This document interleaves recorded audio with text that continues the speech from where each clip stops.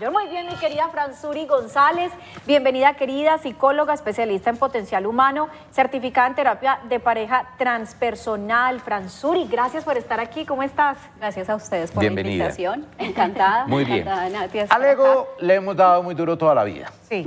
¿Qué es y cómo hay que Yo le doy consentirlo? duro, sí. En términos, No me gusta. así, en términos muy claros, el ego hace parte de nuestra estructura de personalidad, no va a poder desaparecer. El ego, como bien te escuchaba tras cámaras, es nuestro yo. Viene del latín yo. Entonces, el yo es la forma, para la psicología, el yo es la forma como el individuo se identifica. Entonces, el yo siempre va a estar en dos, tal vez polaridades, y que ahí es la forma, tal vez Nati, cuando decía si es bueno, si es malo, Ajá. no vamos a hablar ni de bueno ni de malo, es simplemente parte de mi estructura que va a estar siempre acompañándome, porque el ego tiene un componente maravilloso, varios componentes maravillosos, Sí. y eso es algo que empieza a formarse desde una edad muy temprana. Muy temprana, pero entonces ahí Pues es cuando todos yo digo, somos egoicos. todos tenemos algo de ego y eso ayuda entonces a formar nuestra personalidad. Pero yo, por ejemplo, cuando veo que una persona habla y tuerce la boca, en mi caso, por ejemplo, o que todo el tiempo está hablando de cosas materiales, o que necesita ovación todo el tiempo para poderse sentir bien, ahí es cuando yo digo, bueno, es una persona egocéntrica. Ahí me refiero, ¿es ego excesivo ya y esto va contra nuestra personalidad? ¿O cómo diferenciamos un ego que ya no es excesivo y que sí es excesivo? Bueno, entonces, como les decía, hace parte de mi personalidad, de mis patrones comportamentales, hace parte de mis ideas, mis pensamientos, lo que hago, lo que soy, lo que tengo. Todas estas cosas hacen parte de mi estructura de personalidad, de mi yo. ¿Cuándo podemos hablar de que un ego está, podemos decir, como lo conocemos tal vez, Nati, muy popularmente, y es que estamos siendo egoicos? Pues cuando nos vamos a dos polaridades. Uno es la valoración excesiva, Excesiva, sí. y la otra es la subvaloración propia y del entorno. Entonces, la valoración excesiva es aquella donde mi opinión, lo que hago, lo que tengo es más importante que lo que hacen otros. O también otra parte es cuando lo que yo inclusive tengo para dar no lo doy porque creo que será muy poco.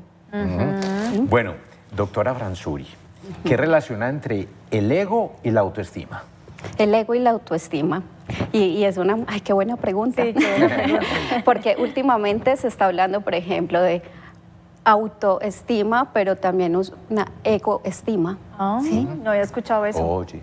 La egoestima es cuando le estoy dando mucho más poder a que lo que yo pienso, ¿cierto? Lo que yo pienso, las cosas como yo las opino, es lo que vale.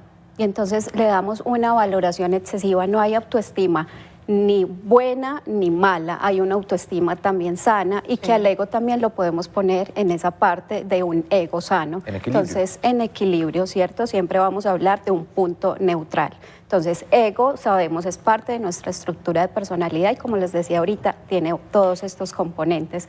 La autoestima es donde le empezamos a dar un valor a lo que hacemos, le empezamos a dar un valor a lo que nosotros pensamos, pero sin pasar por encima de los demás, ni tampoco poniéndonos por debajo de los demás, O sea que sino que es ese bonito. equilibrio. Es como un copiloto, es un aliado en nuestra vida si lo sabemos manejar.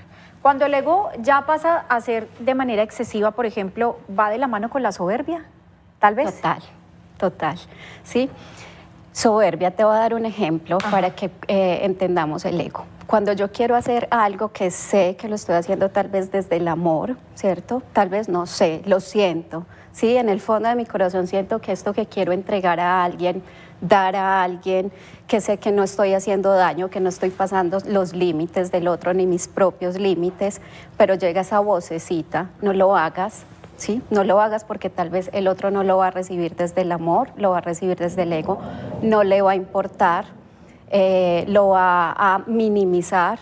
Eso es una actitud soberbia. La soberbia no es solamente de yo sé más, yo puedo más, sino que la soberbia es inclusive cuando no doy lo que siento que quiero dar porque el otro no lo va a recibir. Entonces es como si tú supieras más que el otro de recibir, del amor, de cualquier cosa. Ajá. Entonces el ego tiene unas conductas insanas, así es como lo podemos definir, ¿sí? Y esas conductas insanas pueden ser los celos, la soberbia, la envidia, la autovaloración, como les decía ahorita, de que mi opinión es más importante que la de los demás, Su experiencia, de acuerdo de la mano con su especialización en terapia de pareja, Sí.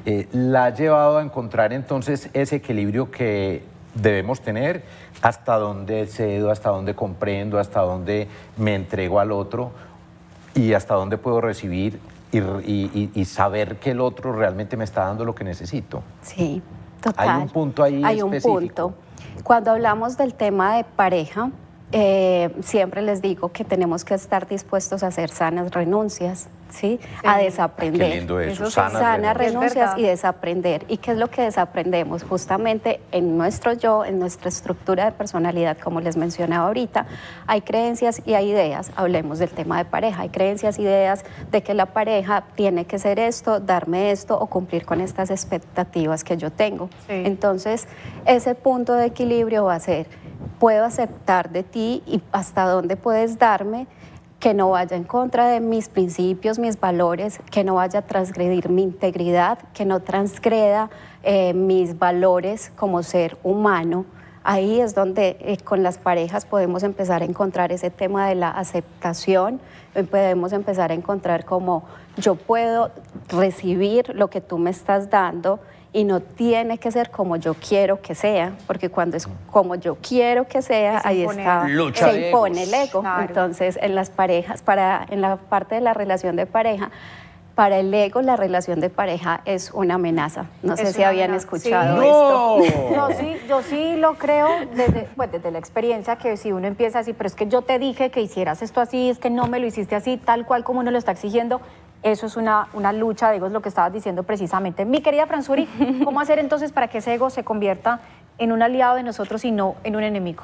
Bueno, entonces el proceso de autoconocimiento es muy importante. Hoy, por ejemplo, podemos decirle a los televidentes y les puedo compartir cuando yo esté identificando que estoy en la sobrevaloración, en la valoración obsesiva, en la valoración de mis ideas y de mis conceptos que son más importantes, o cuando esté en la parte de subvalorar lo que yo sé, lo que yo siento y que no estoy dándole lugar a ello, entonces ahí es una parte importante, autoconocimiento.